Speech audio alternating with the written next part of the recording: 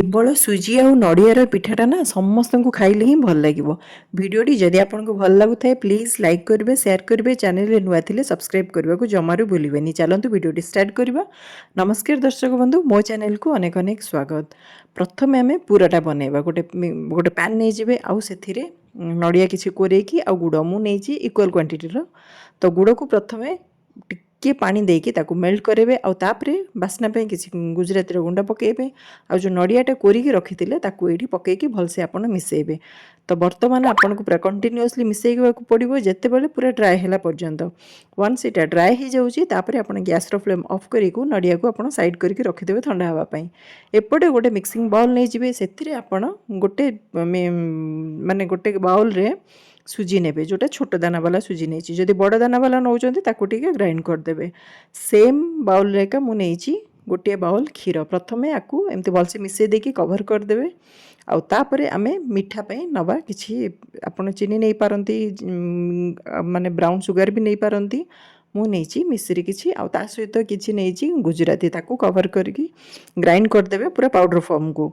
देखंतु सबू मिल्क पूरा सोक हो जाइए। तापर मु एथिरे आउ 4 स्पून भाया मिल्क देइछि आउ जोटा कि पूरा आपन टिके उषुम थिबो सेति। आउ मिठा पे जो मिश्रीटा ग्राइंड करथिली सेथिरे अल्प आउ अल्प टिके जस्ट गोटे पिंच भाया लुण देइछि आ ताकू भलसे आपन मिसई देबे। किछि गुआ घिओ नहीं पूरा गोटे स्पून। जदि आप चाहू ना ताहले आप रिफाइन तेल दे पारे। एपटे आउ गोटे आप बाउल नहीं जी से घी हो रिफाइन तेल हो टिके देकी एमती भलसे ग्रीस करदे चारिपट को। जदि आप केक टिन रे नौचंती ताहले चलिबो। एपटे आमे जो सुजीटा जो रखी ताकू एबे एक्टिवेट करने मु नेची टिके बेकिंग पाउडर। जदि आप बेकिंग पाउडर न नौचंती ताहले इनो नहीं पारे। एटा आपन को दबा को पड़िबो पूरा हाफ स्पून भाया, माने नॉर्मल स्पून रे हाफ स्पून आपको दबा पड़ो। एबे कौन करवा ना जोटा आम ग्रीस करके रखी जो बाउलटा एबे से मिक्सचर को ये ढालिबा। आपण अधा ढालिबे तापरे पूरा देकी तापरे आउ गोटे ढालिबे जेमती आम पोड़पिठा का बनाऊे से टाइप्र। से मुझे कही स्टार्टिंग रू माने स्टफिंगटा ड्राई रखिए, माने जो नड़िया और गुड़र मिक्सचरटा। बर्तमान गोटे लेयर पकईदेले से नड़िया और गुड़, तापर आपण ये सुजीर मिक्सचरटा को पकेबे। जमा पानिया बेसी करेनि, एमती ये टाइप्र रखिए, माने बेसी हार्ड करेनि कि बेसी पानी करेनि, मीडियम रखिए। तापर गोटे एल्युमिनियम फॉइल को एमती कवर कर देछि। जदि एल्युमिनियम फॉइल नहीं ताहले आपण किछि गोटे माने कवर हैला भलिया किछि गोटे प्लेट मध्ये देई परिबे।